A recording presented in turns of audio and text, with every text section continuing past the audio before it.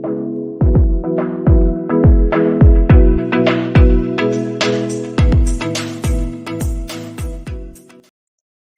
दोस्तों, नमस्कार। आपका अपने यूट्यूब चैनल कॉम्प्लेक्स क्लासेस में आप सभी लोगों का स्वागत है। तो आज के वीडियो में हम लोग जो है यूपी डीएलएड सेकंड सेमेस्टर 2025 का क्लास करने वाले हैं और इसमें जो है हम लोग राजन सीरीज 2025 का कर रहे हैं। ठीक है।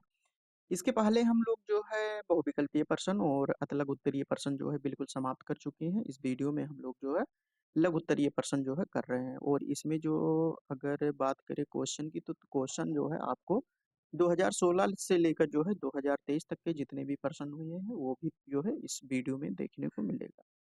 और इसका पीडीएफ प्राप्त करना चाहते हैं तो आप लोग जो है टेलीग्राम चैनल पे जा सकते हैं और वहाँ पे जो है आप सभी लोगों को पीडीएफ प्राप्त हो जाएगा। ये अगर प्रैक्टिस सेट की बात करें तो ये प्रैक्टिस सेट जो है जल्द ही कराने वाले हैं हम। पेपर 1, 2, 3, 4 यानी जो है आप सभी लोगों को पेपर 1 का प्रैक्टिस सेट कंप्लीट हो जाएगा, 2 का, और उसके बाद में ये साइंस का। ठीक है। और अगर हम बात करें तो यहाँ पे देखिए ये इस प्रकार से हम कराएंगे कि ये जो है टॉपिक वाइज होगा और उसके साथ साथ जो है प्रीवियस ईयर क्वेश्चन भी उसमें रहेगा। ठीक है। और उस किसी भी प्रैक्टिस सेट में आप सभी लोगों को जो है एक दो ट्रिक वहाँ से जो है किस प्रकार से क्वेश्चन को याद करते हैं, जो ट्रिकी क्वेश्चन होगा उसको भी बताया जाएगा। ठीक है। और इसका भी पीडीएफ आप सभी लोगों को जो है दे दिया जाएगा। ठीक है। तो ये जो है जल्द ही स्टार्ट होने वाला है। ये राजन सीरीज खत्म हो जाए उसके बाद में स्टार्ट करने वाले हैं। ठीक है। और उसके बाद में अगर प्रीवियस ईयर क्वेश्चन देखना चाहते हैं तो आप लोग जो है चैनल पर जाकर देख सकते हैं। बिल्कुल कंप्लीट हो चुका है 6 साल का पेपर। तो आप लोग जो है वहाँ पे जाके देख सकते हैं। और अगर ये साइंस जो है बिल्कुल विस्तार से पढ़ना चाहते हैं तो चैनल पर जो है कंप्लीट हो चुका है, आप लोग जाकर जो है पढ़ सकते हैं। तो चलिए आप लोग लास्ट तक वीडियो में बने रहिएगा। इसमें जो है हम लोग राजन सीरीज को कर रहे हैं, आप सभी लोगों को पता है, जो कि हम लोग 70 क्वेश्चन तक जो है कंप्लीट कर चुके थे। इस वीडियो में हम लोग जो है 71 नंबर से देखने वाले हैं। ठीक है। ये 71 डिबलर द्वारा जो है बुआई का वर्णन करना है। तो यहाँ पे जो है हम लोग अगर बात करें डिबलर क्या होता है। ठीक है। तो डिबलर द्वारा क्या होता है कि यहाँ पे हमने बताया था कि डिबलर में बा है। बा मतलब होता है कि इसके द्वारा जो है बुआई किया जाता है, यानी बा से बीज, बा से बुआई, बा से बुआई किया जाता है। यहाँ पे देख सकते हैं किसकी बीज की जो है बुआई किया जाता है। जैसे डिबलर रबी फसल के बीजों जैसे गेहूं हो गया, जौ हो गया आदि को जो है बोने का जो है ये साधारण यंत्र होता है। आसानी से जो है इसके द्वारा हम बीज को बो सकते हैं। और यह लकड़ी तथा लोहे का जो है बना होता है, लकड़ी और लोहे का बना होता है। इसमें आमतौर पर जो है 3 कतारों में जो है समान दूरियों पर खूंटियां बनी होती है। ठीक है।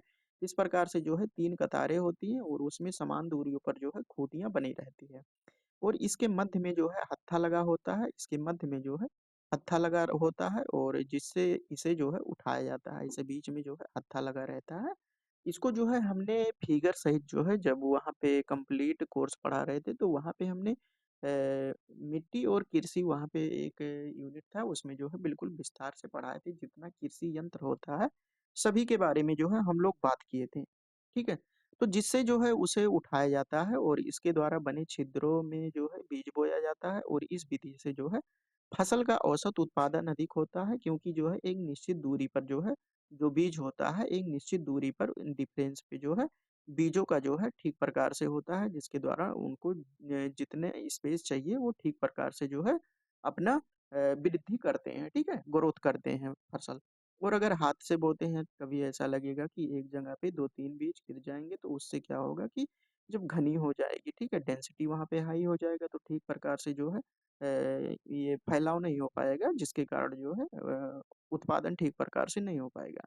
लेकिन इसमें जब डेवलपर का हम प्रयोग करते हैं तो ठीक प्रकार से जो है एक निश्चित दूरी पर, फिक्स दूरी पर जो है बीज को बोया जाता है, जिससे जो है औसत उत्पादन से जो है अधिक उत्पादन हम लोग प्राप्त कर सकते हैं। उसके बाद में यहाँ पे दिया है 72 में दिया है कि कीटनाशक का जनजीवन पर क्या प्रभाव पड़ता है। तो कीटनाशकों के प्रभाव के कारण जो है हर वर्ष लाखों लोग जो है बीमार हो जाते हैं, जिनमें से अधिकतर लोग जो है मौत के शिकार हो जाते हैं। और अशिक्षा, सुरक्षित उपकरणों के अभाव एवं कीटनाशकों की जो है विषाक्तता के कारण जो है छिड़काव करने वाले किसान मजदूर कैंसर, अंधेपन, अर्थराइट, उल्टी, दमा, श्वास, ट्यूमर आदि रोगों से जो है ग्रस्त होते पाए गए हैं।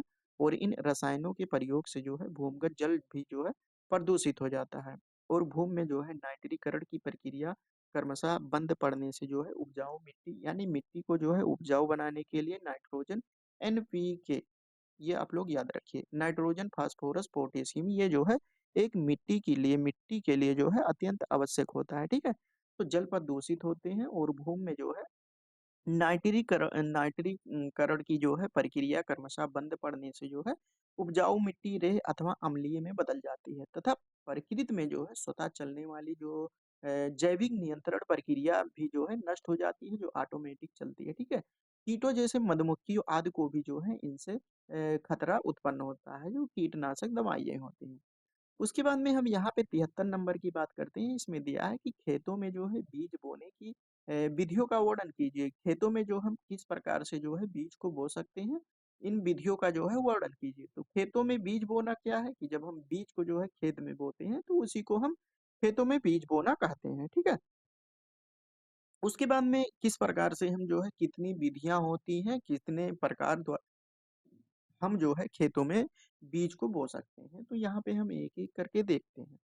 यहाँ पे दिया है कि छिड़काव विधि, यानी यह विधि उन स्थानों पर अधिक काम में जो है लाई जाती है जहाँ खेतों में फसलों के लिए अच्छी नमी होती है और इस विधि में जो है बीजों को जो है खेत में छिटका कर हल चलाकर जो है पाटा फेर देते हैं। ठीक है, हाथ से बुआई तो आप सभी लोगों ने जो है देखा होगा कि हाथ से किस प्रकार से बीज को बोया जाता है, खाद को बोया जाता है, ये सभी लोग को पता होगा।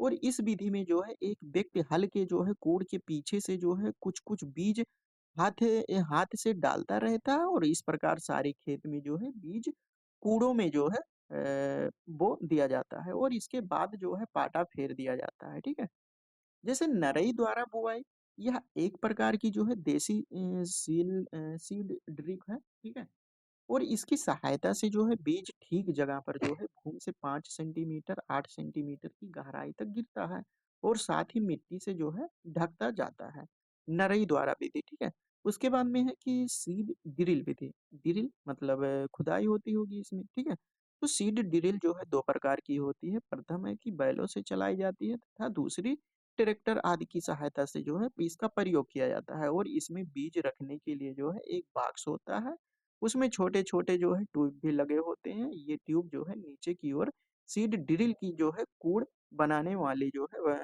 फाली के पास बीज को जो है गिराते हैं, जो कि सीड ड्रिल मशीन से जो है चलती है और इसमें बीज डालने के लिए छोटे-छोटे धातु की बनी हुई प्याली होती है। तो ये सभी लोगों को जो है पता होगा। ठीक है, अब इसके आगे अगर हम बात करें, इसके आगे हम बात करें क्या सिंचाई किसे कहते हैं? तो सिंचाई जो है, सिंचाई जो कृत्रिम प्रकार से की जाती है और नेचुरली जो बारिश के द्वारा होती है वो भी जो है खेतों में सिंचाई की जाती है। तो यहाँ पे जो है सिंचाई के बारे में हम देखें तो कृत्रिम विधियों द्वारा जो है फसलों की वृद्धि तथा उपज बढ़ाने हेतु जल का जो है जो प्रयोग किया जाता है उसे सिंचाई कहते हैं। और सिंचाई भूमि को जो है जल देने की एक प्रक्रिया होती है जिसमें फसल को उचित पानी दिया जाता है जिससे फसल एवं पौधों की जो है भरपूर पैदावार हो सके। सिंचाई की प्रमुख विधियां कौन-कौन सी होती है? तो क्यारी विधि द्वारा होती है, कूड़ विधि द्वारा होती है, द्रोणी व वलय विधि द्वारा, छिड़काव विधि और इसके बाद में जो है बॉर्डर विधि और ड्रिप ड्रिप मतलब जो बौछार द्वारा सिंचाई की जाती है और प्रवाह विधि नाली बनाकर। ठीक है, तो यहाँ पे सिंचाई के प्रमुख विधियां जो है आप लोग याद कर लीजिए। क्वेश्चन ये सब बनता नहीं है लेकिन राजन सीरीज में जो है सब फालतू का दे देता है। ठीक है, अभी तक जो है इन सब से क्वेश्चन आया नहीं है क्योंकि 76 नंबर में दिया है कि कृषि कार्य में जुताई का महत्व क्या होता है। तो कृषि कार्य में जो है जुताई का महत्व क्या होता है कि भूमि को जो है फसल योग्य बनाने के लिए जो है ये जुताई की क्रिया की जाती है। ऐसा कहा गया है कि बीज पड़े फल अच्छा देत जितना गहरा जोते खेत, यानी जोत को हम जितना गहरा जोतते हैं और बीज जो होता है वो कितना गहरा जाता है, वो बीज पड़े फल अच्छा देते, बीज जब पड़ता है तो फल अच्छा कब देता है, जब जितना गहरा जोते खेत, यानी खेत को हम जितना गहरा जोतते हैं बीज जो है ठीक प्रकार से उगता है। के लिए जो है खेत की जुताई का जो है विशेष महत्व होता है। खेती की जितनी जुताई होगी उतनी ही जो है उत्तम फसल प्राप्त होगी। जुताई में मिट्टी को जो है भुरभुरा बनाने के लिए जुताई किया जाता है और खेतों को जो है गहराई तक जोतकर मिट्टी को वायु के संपर्क में लाया जाता है और जुताई का मुख्य उद्देश्य होता है कि भूमि को जो है मुलायम करना ताकि उसमें जो वायु होता है, इसीलिए जो है गहराई तक जुताई किया जाता है। उसमें वायु गर्मी और सर्दी का जो है ठीक तरीके से आवागमन हो सके और अन्य यंत्रों से जो है भूमि को उपजाऊ बनाना, यह समस्त जो है जुताई के अंतर्गत जो है आते हैं। उसके बाद में 77 नंबर में दिया है कि खेतों की बुआई में बीजों का चुनाव कैसे करते हैं। जब हम खेतों की बुआई करते हैं तो उसमें जो बीज होते हैं उसका हम चुनाव किस प्रकार से करते हैं। तो बीज क्या होता है कि बीज नए पौधों को जो है जन्म देते हैं, अतः इनका जो है चयन करते समय ध्यान रखना चाहिए कि वह बीज जो होते हैं ये स्वस्थ होने चाहिए और उसके बाद में मिलावट रहित होनी चाहिए। उसमें जो है एकदम हष्ट पुष्ट बीज होने चाहिए, जिसके द्वारा जब वो नए पौधों को जन्म दे तो ठीक प्रकार से दे, ठीक है। तथा उसमें जो है किसी भी प्रकार का जो है रोग नहीं होना चाहिए और इसके अतिरिक्त यह भी ध्यान रखना चाहिए कि जिस क्षेत्र एवं समय के लिए जो है बीज की जो अगेती मध्या अथवा पिछेती प्रजातियां कृषि विभाग द्वारा जो है सुझाई गई है, उन्हीं ही बीज का जो है बोना चाहिए, यानी उसी को जो है प्रयोग करना चाहिए। उसके बाद में यहाँ पे 78 नंबर में दिया है कि ऊर्जा का जो है मापन कैसे करेंगे। ऊर्जा का मापन हम किस प्रकार से करेंगे, स्पष्ट कीजिए। तो ऊर्जा का मापन जो है किसी वस्तु की कार्य करने की क्षमता को उस वस्तु की जो है ऊर्जा कहते हैं। कोई अगर वस्तु हो गया उसके जो कार्य होता है, जो क्षमता होती है, उसी को हम ऊर्जा कहते हैं, ठीक है। और शक्ति किसे कहते हैं, जब कार्य करने की दर को जो है W/T होता है P बराबर, तो कार्य करने की दर को शक्ति कहते हैं और किसी कार्य करने की क्षमता को जो है ऊर्जा कहते हैं, ये ध्यान रखिएगा। अतः प्रत्येक कार्य करने वाली वस्तु को जो है कुछ ना कुछ ऊर्जा होती है। जैसे फेंकी गई ईंट खिड़की के शीशे को जो है तोड़ सकती है, जलता हुआ कोयला जल को जो है भाप में बदल सकता है, आदि ये सभी जो है इस प्रकार से ऊर्जा का मापन कर सकते हैं, ठीक है। ऊर्जा का एमकेएस पद्धति में जो है ऊर्जा का मात्रक क्या होता है, जूल होता है। 79 नंबर में दिया है कि मृदा अपरदन क्या होता है। तो मृदा अपरदन क्या होता है कि मृदा जब एक स्थान से दूसरे स्थान तक जो है पहुंचने अथवा मूल स्थान से जो है हट जाने को जो है मृदा हम कहते हैं, ठीक है। और यह तेज आंधी तूफान और वर्षा के जल द्वारा जो है होता है। अब यहाँ पे 80 नंबर में दिया है कि उत्तम भंडार गृह की जो है प्रमुख विशेषताएं बताइए। जो वेयर हाउस होता है, एक अच्छे वेयर हाउस के लिए जो है क्या फीचर होने चाहिए, क्या विशेषताएं होनी चाहिए जो है, इसके बारे में जो है यहाँ पे आपको लिखना है। तो भंडार गृह जो है पक्के सीमेंट के जो है बने होने चाहिए और इस प्रकार के बने हों जिससे इनकी जब सफाई की जाए तो आसानी से जो है सफाई हो सके, ठीक है। और भंडार गृह इस प्रकार से होना चाहिए कि इसमें जो है हवा और पानी से जो है सुरक्षित होना चाहिए और भंडार गृह में चूहों का जो है प्रवेश रोकने हैं उसके चारों ओर एक चिकनी तथा चपटी कालर बना देनी चाहिए, जिससे जो चूहे जो है मान लो कि ये बाउंड्री हो गया, बाउंड्री जो है चिकनी और चपटी होनी चाहिए। जब चिकनी रहेगा तो घर्षण यहाँ पे कम लगेगा और जो है ये चूहे जो है आ नहीं पाएंगे भंडार गृह में, ठीक है। 4 नंबर में दिया है कि भंडार गृह को जो है कीट रोधी दवाओं के स्वच्छ कर देना चाहिए। जो कीट रोधी दवाएं होती है उससे जो है उसको जो है स्वच्छ कर देना चाहिए। उसके बाद में है कि भंडार गृह में गर्म हवा को जो है बाहर निकालने के लिए जो है समुचित व्यवस्था वेंटिलेटर का जो है होना चाहिए। जो वेंटिलेटर होता है गर्म हवा निकालने के लिए जो है उसकी आवश्यकता होनी चाहिए, ठीक है। और उसके बाद में यहाँ पे इसके आगे हम बात करते हैं। यहाँ पे दिया है कि उत्तम फसल उत्पादन के लिए जो है आवश्यक तथ्यों पर प्रकाश डालिए कि उत्तम फसल जो होता है इसके उत्पादन के लिए जो आवश्यक तत्व होते हैं हमको किन किन बातों का ध्यान रखना चाहिए। तो सर्वप्रथम जो है खेत में हल चलाकर मिट्टी का जो है पलटना और शिथिल करना, जिससे कि मिट्टी कृषि योग्य जो है हो सके, ठीक है। तो यहाँ पे 81 के बाद यहाँ 88 नंबर आ गया है, क्योंकि पेज नंबर अभी अभी हम देखें यहाँ पे पेज नंबर 49 नंबर दिया है और उसके बाद में यहाँ पे क्या दिया है पेज नंबर, यहाँ पे 52 नंबर दिया है, जो कि डेलट सीरीज में जो है इसी प्रकार से दिया था। तो चलिए इसके आगे हम देखते हैं कि कोशिका किसे कहते हैं, ठीक है।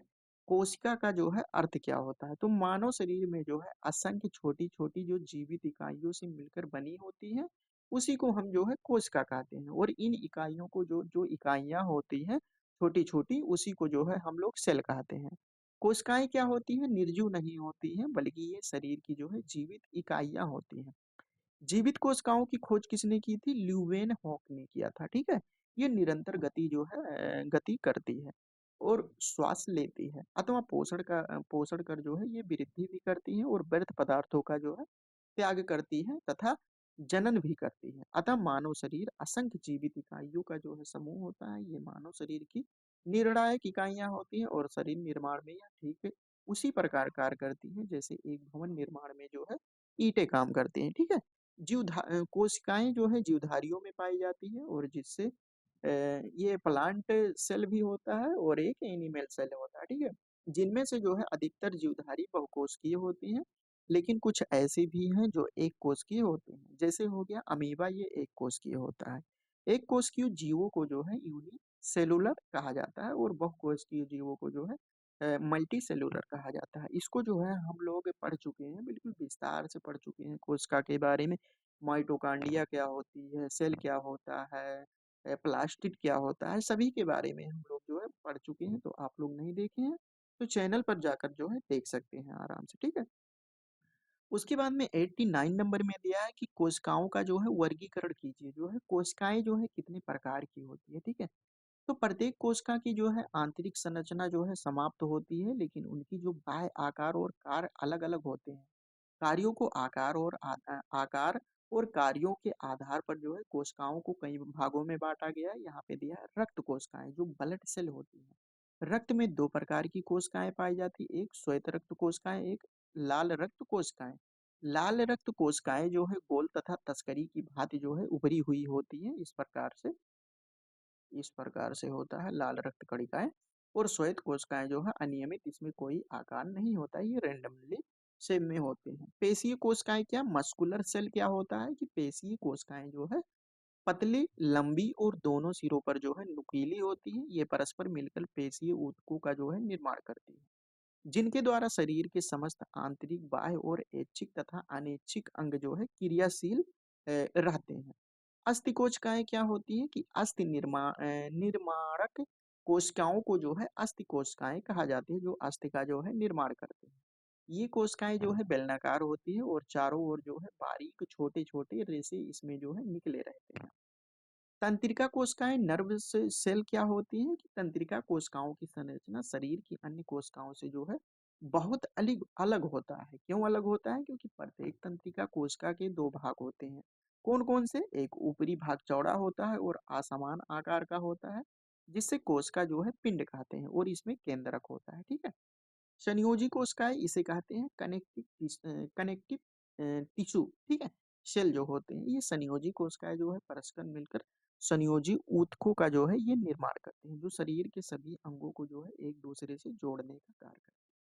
उसके बाद में 6 में दिया है कि त्वचा या आच्छादक कोशिकाएं। ये कोशिकाएं जो है पतली झिल्ली के आकार की होती हैं और ये आपस में मिलकर आच्छादक ऊतकों का जो है निर्माण करते हैं। उसके बाद में 85 नंबर में दिया है कि मृदा अपरदन के क्या कारण है, बताइए। मृदा अपरदन जो है केसेस ऑफ सोइल इरोजन, ये किस किस कारण से होता है। ठीक है। तो तीव्र हवाएं जब चलती है, वनों की कमी, मिट्टी का प्रकार, तापमान में परिवर्तन, भूमि का ढाल, हवा से कटाव, पशुओं के चरने से, नदियों की बाढ़, कटाव और वर्षा की अधिकता, ये सभी कारण हैं जिसके कारण मृदा अपरदन जो है होता है। ठीक है। उसके बाद में 86 नंबर में दिया है कि मृदा अपरदन को रोकने के क्या क्या उपाय किए जा सकते हैं, बताइए। तो मृदा अपरदन से जो है आप क्या समझते हैं, इसके कारण एवं रोकने के उपायों पर जो है प्रकाश डालना है।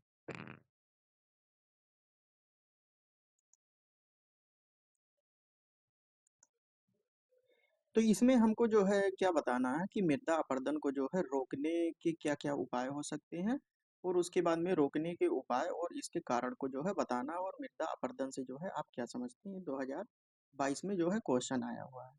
तो इसमें जो है हम लोग देखते हैं कि सबसे पहले देखते हैं कि मृदा अपरदन को जो है रोकने के क्या क्या उपाय हो सकते हैं। ठीक है।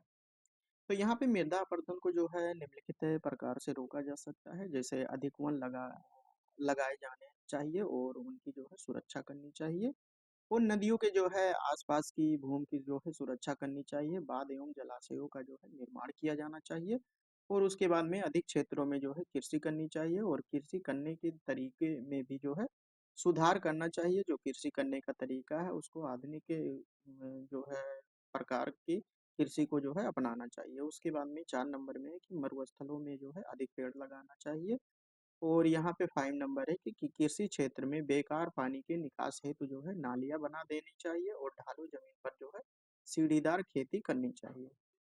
उसके बाद में 7 नंबर में है कि फसलें जो है अदल बदल कर बोनी चाहिए। इससे क्या होता है कि मृदा की जो है उर्वरा शक्ति जो है बनी रहती है। उसके बाद में 8 नंबर में है कि हवा से जो है भूमि कटाव को रोकने हेतु हरी खाद और कंपोस्ट खाद जो है डाली जानी चाहिए। और पेड़ों की जो है पत्तियां लगाकर सिंचाई की पर्याप्त व्यवस्था करनी चाहिए। उसके बाद में 9 नंबर में है कि परतदार कटाव रोकने के लिए जो है खेतों पर मेड़ बना देनी चाहिए और उस पर जो है कोई वनस्पति जो है उगा देनी चाहिए। बाढ़ वाले क्षेत्रों में जो है कटाव कम करने हेतु क्षेत्र के दोनों ओर जो है वन लगाकर जो है पानी को इधर उधर निकाल देना चाहिए। तो यहाँ पे हमने देखा कि मृदा अपरदन को जो है रोकने के क्या क्या उपाय हो सकते हैं। यहाँ पे हमने 10 उपाय के बारे में देखा। अब हम देख रहे हैं कि ऊर्जा से जो है क्या प्राय होता है, इसको समझाइए। तो ये सभी को पता है कि ऊर्जा जो होती है एक भौतिक राशि होती है जो किसी वस्तु के जो है कार्य करने की क्षमता को जो ऊर्जा कहा जाता है, ठीक है। और अगर शक्ति की बात करें हम, शक्ति तो ये होता है कि कार्य करने की दर को जो है यहाँ पे जो है टाइम से डिवाइड हो जाएगा तो उसे जो है शक्ति कहेंगे। यहाँ ऊर्जा कहलाती है और कार्य करने की क्षमता को ही जो है ऊर्जा कहते हैं। उसके बाद में यांत्रिक ऊर्जा क्या होता है कि किसी वस्तु में जो है केवल यांत्रिक कारणों से जो है कार्य करने की जितनी क्षमता होती है उसी को हम वस्तु की जो है यांत्रिक ऊर्जा के रूप में जानते हैं। अब यहाँ पे जो है पूछा जाता है कि यांत्रिक ऊर्जा जो है कितने प्रकार के होते हैं। तो यांत्रिक ऊर्जा जो है आपके दो प्रकार के होते हैं, एक होता है गतिज ऊर्जा और एक होता है स्थितिज ऊर्जा। गतिज ऊर्जा क्या होता है कि किसी वस्तु में जो है उसकी विशेष गति के कारण जो ऊर्जा उसमें निहित होती है उसको गतिज ऊर्जा कहते हैं। यानी गतिज ऊर्जा के बराबर होता है हाफ एम बी स्क्वायर। यहाँ पे एम जो है द्रव्यमान है उस वस्तु का और बी जो है वेग है। और उसके बाद में स्थितिज ऊर्जा क्या होता है कि यू बराबर पोटेंशियल एनर्जी बराबर एम जी एच होता है। यहाँ पे जो है ये कितने ऊंचाई पे है, ऊंचाई हो गया, यम द्रव्यमान हो गया और जी जो है ग्रेविटी हो गया, ठीक है। तो यहाँ पे यांत्रिक ऊर्जा जो है दो प्रकार की होती है, गतिज ऊर्जा और स्थितिज ऊर्जा। इसके बाद में हम यहाँ पे देखते हैं कि कोशिका किसे कहते हैं। तो कोशिका जो है मानव शरीर की असंख्य, ये क्वेश्चन जो है हम लोग देख चुके हैं, ये पिछले वीडियो में जो है ये क्वेश्चन हम लोग देख चुके हैं। तो इसको जो है हम लोग छोड़ते हैं, ठीक है, स्किप करते हैं। यहाँ पे कोशिका का जो है वर्गीकरण भी ये भी जो है हम लोगों का हो चुका है। और उसके बाद में 90 नंबर यहाँ दिया है कि ऊर्जा के वैकल्पिक स्रोत के रूप में जो है सौर ऊर्जा की जो है भूमिका स्पष्ट कीजिए। वैकल्पिक रूप में जो है सौर ऊर्जा का प्रयोग हम किस प्रकार से कर सकते हैं यहाँ पे बताना है। तो ऊर्जा का जो है सबसे अधिक प्रत्यक्ष एवं विशाल स्रोत जो है सूर्य को माना जाता है।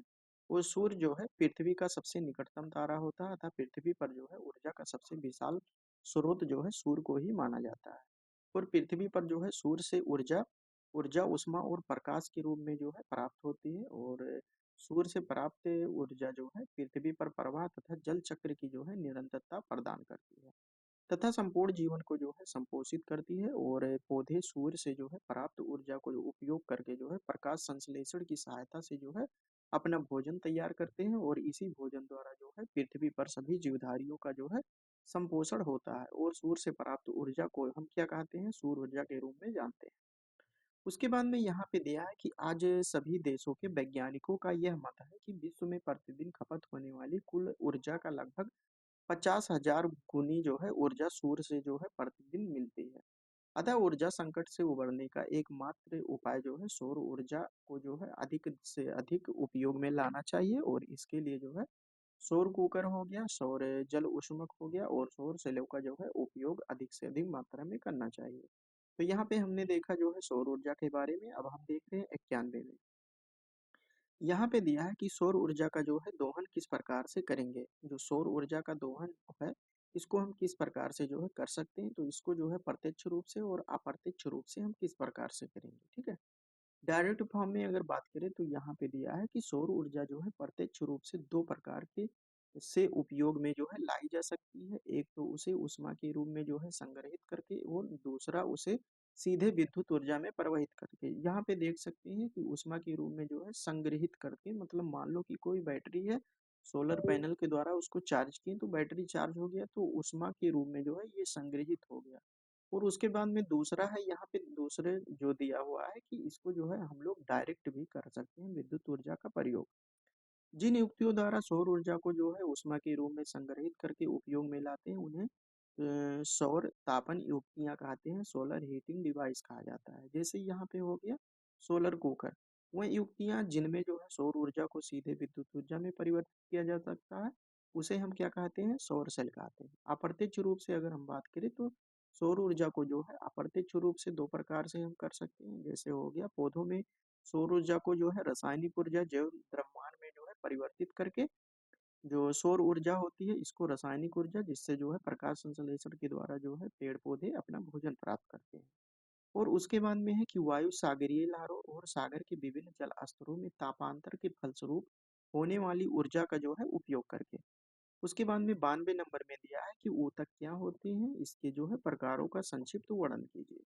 तो जीवधारियों का जो है शरीर जो है अनगिनत कोशिकाओं से जो है बना होता है, और कुछ जीवधारी जो है सरल और एक कोशिकीय जो है होते हैं। जैसे अगर एक कोशिकीय जीवधारी की हम बात करें, जैसे अमीबा हो गया, यूग्लिना हो गया, पैरामीशियम, जीवाणु और क्लोरेला, और उसके अलावा जो है शैवाल हो गया, ये सभी जो है एक कोशिकीय जीव होते हैं।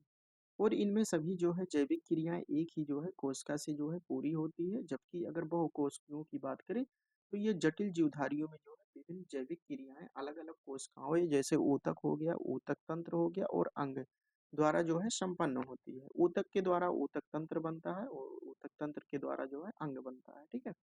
और विभिन्न समूहों में कोशिकाएं विशिष्टीकरण के फलस्वरूप निश्चित कार्य को जो है करने की क्षमता रखती है। कोशिकाओं का वह समूह जो उद्गम संरचना तथा कार्य में जो है समान होता है, ऊतक जो है कहलाता है, ठीक है। अब यहाँ पे देख सकते हैं कि ऊतकों का वह समूह, ये ऊतक का समूह होता है जिसमें संरचना और कार्य जो है समान होती है, उसी को हम जो है ऊतक के रूप में जानते हैं। और विभिन्न ऊतक मिलकर जो है ऊतक तंत्र का जो है निर्माण करती हैं। विभिन्न ऊतक तंत्र मिलकर अंग का जो है निर्माण करते हैं। अलग अलग प्रकार के जो है ऊतक मिलते हैं।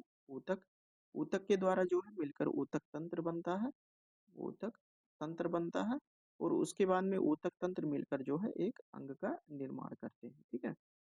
उसके बाद में ऊतक के प्रकार की बात करें तो उपकला ऊतक, एपिथेलियल टिश्यू, और उसके बाद में संयोजी ऊतन हो गया, संवहन ऊतन और पेशीय ऊतन, तंत्रिका ऊतन, ये सभी ऊतक के प्रकार होते हैं।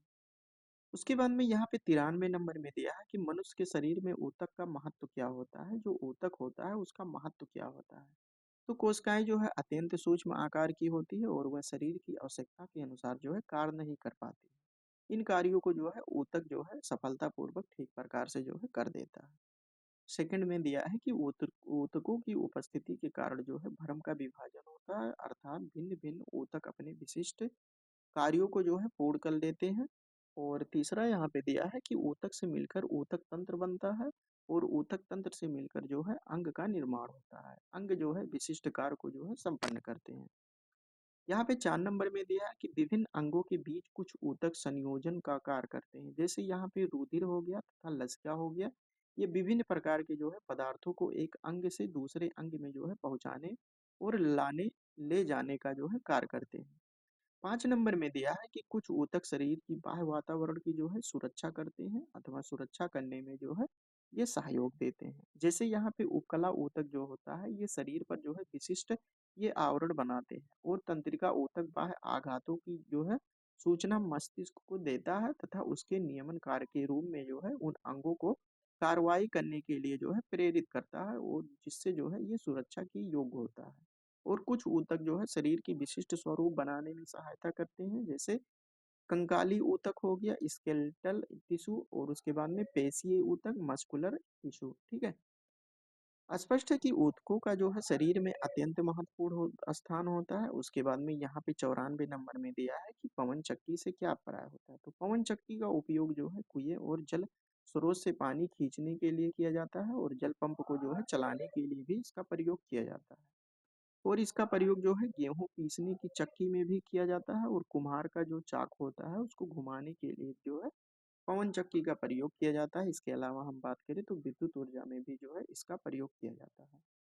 उसके बाद में पवन ऊर्जा द्वारा जो है पाल नाव को जो है खेना, यहाँ पे नाव को जो है पानी में चलाने के लिए भी जो है पवन ऊर्जा अर्थात वायु की जो है गतिज ऊर्जा का उपयोग करते हैं। इसके लिए नाव में लकड़ी का एक खंभा लगाकर जो है उस पर एक बड़ा कैनवास कपड़ा लगाते हैं, जिससे जिसे जो है पाल खाते हैं। अब यहाँ पे दिया है कि मशीन क्या होता है या कितने प्रकार की होती है। तो मशीन की अगर हम बात करें तो मशीन जो है एक ऐसी युक्ति होती है जिसके द्वारा बल के परिणाम को जो है बदला जा सके और उसकी मदद से जो है एक बिंदु पर किसी दिशा में बल लगाकर उसका प्रभाव दूसरे बिंदु पर और किसी दूसरी दिशा में जो है उत्पन्न करके कार्य किया जाता है। ठीक है। उसके बाद में यहाँ पे सरल मशीन के प्रकार की बात करें तो सरल मशीन जो है निम्न प्रकार के होते हैं, जैसे उत्तोलक हो गया, पेंच हो गया, झुकातल, घिरनी और पहिया और धुरी हो गया। इस प्रकार से जो है ये पहिया और धुरी रहता है। ठीक है।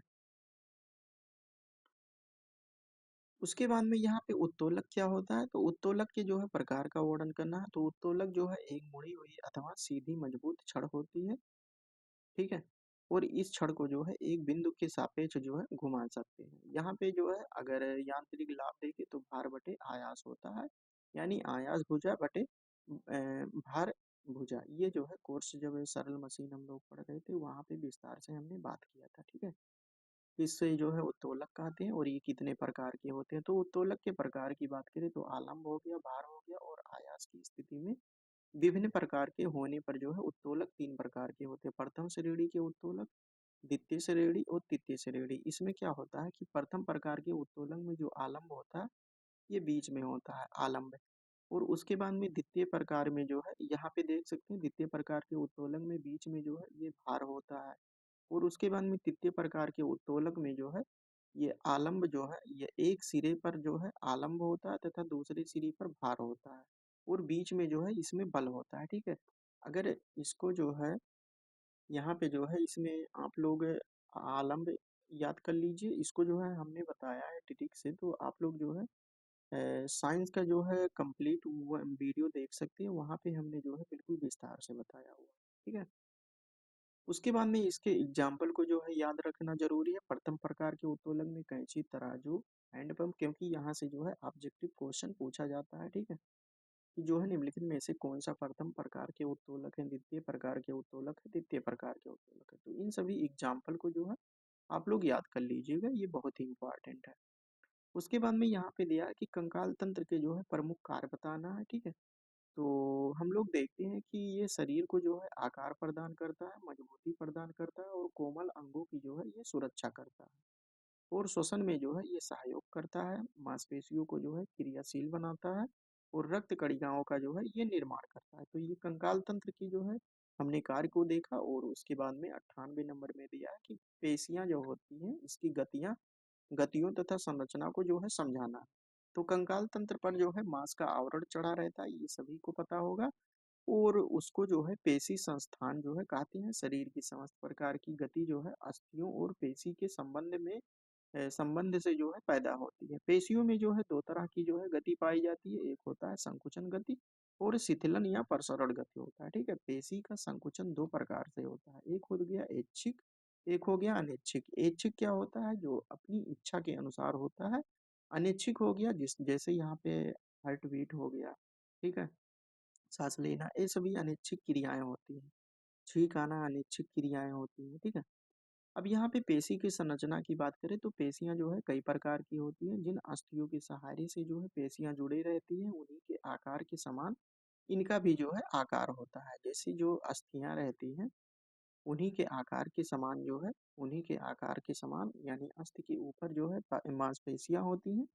तो पेशियां उन्हीं के आकार के समान होती हैं। प्रत्येक पेशी बाल जैसी कोशिकाओं से जो है मिलकर बनी रहती है और प्रत्येक पेशी ऊतक को जो है रुधिर वाहिकाओं को रक्त तथा मस्तिष्क से तंत्रिकाएं प्राप्त होती है।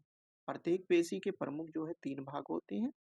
ऊपरी सिरा की बात करें तो ये मूल कहलाता है और मध्य का मोटा भाग जो है तुंद कहलाता है और निचले सिरे को जो है निवेशन कहते हैं। और ये दोनों सिरे जो है पतली डोरी की भांति जो है श्वेत ऊतकों से जो है ये बने रहते हैं। इन तंतुओं को जो है मांस रज्जु या कंडरा या डेंटन कहते हैं।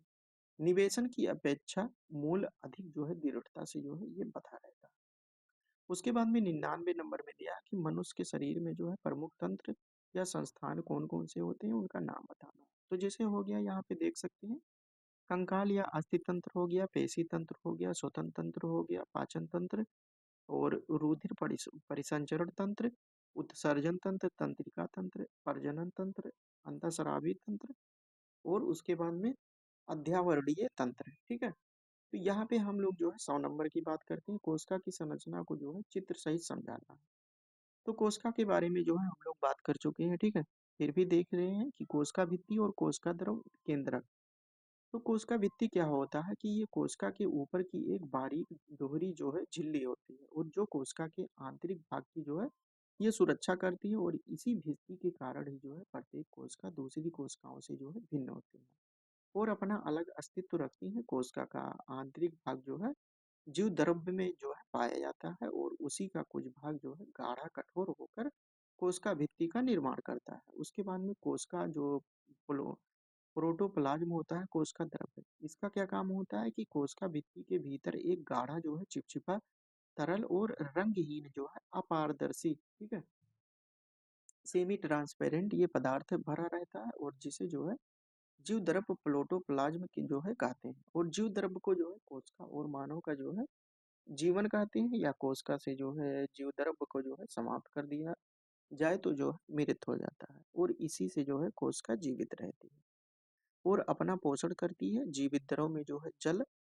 प्रोटीन, वसा और कार्बोहाइड्रेट जो है इसमें उपस्थित होता है कोशिका द्रव्य में। उसके बाद में केंद्रक क्या होता है कि केंद्रक जो है कोशिका का ये सबसे महत्वपूर्ण अंग होता है और यह कोशिका के जो है मध्य में स्थित होता है। ठीक है, जैसे ये कोशिका हो गया, तो इसमें जो है मध्य में स्थित होता है। जंतु कोशिका में जो है ये मध्य में स्थित होता है, लेकिन जो पेड़ पौधों की कोशिका होती है, प्लांट सेल होता है, इसमें जो है बीच में स्थित नहीं होता। ठीक है, केंद्रक जो है कोशिका का सबसे महत्वपूर्ण अंग होता है और कोशिका रस का ही जो है सघन पिंड होता है। जैसे कोशिका हो गया, इसका जो डेंसिटी होता है, डेंसिटी जो है ये हाई होता है यहाँ पे, तो इसका ये सघन पिंड होता है और अधिक गहरे रंग का होता है, अतः इसे जो है कोशिका में आसानी से पहचाना जा सकता है और केंद्रक ही कोशिका का जो है जीवन होता है। ठीक है, यहाँ पे देख सकते हैं ये कोशिका है, ये गाल्जी बॉडी होता है जो द्रव्य, यहाँ पे देख सकते हैं ये शून्य स्थान। उसके बाद में ये कोशिका भित्ति होता है। ठीक है, उसके बाद में ये केंद्रक, ये न्यूक्लियस हो गया, केंद्रक हो गया, और इसके अलावा जो अन्य कण रहते हैं इसके चारों ओर रहते हैं। कोशिका ये सारो हो गया, और ये मीटोकॉन्ड्रिया नहीं, ये माइटोकॉन्ड्रिया होता है। ठीक है, ये माइटोकॉन्ड्रिया हो गया, यहाँ पे आप देख सकते हैं। माइटोकॉन्ड्रिया को जो है कोशिका का ऊर्जा ग्रह भी कहा जाता है, ऊर्जा ग्रह भी कहा जाता है। ठीक है, ये कोशिका भित्ति हो गया और आकर्षण मंडल हो गया। तो यहाँ पे हमने यहाँ पे 100 नंबर तक जो है बिल्कुल कंप्लीट कर चुके हैं। इसके आगे जो है हम लोग 101 नंबर से जो है कल के वीडियो में देखने वाले हैं। तो अभी तक जो लोग, अगर वीडियो अच्छा लगा हो तो लाइक कर सकते हैं, और अभी तक जो लोग चैनल को सब्सक्राइब नहीं किए हैं सब्सक्राइब कर सकते हैं। तो चलिए हम लोग जो है इसके आगे 101 नंबर से जो है देख लेंगे। तब तक के लिए जय हिंद, जय भारत।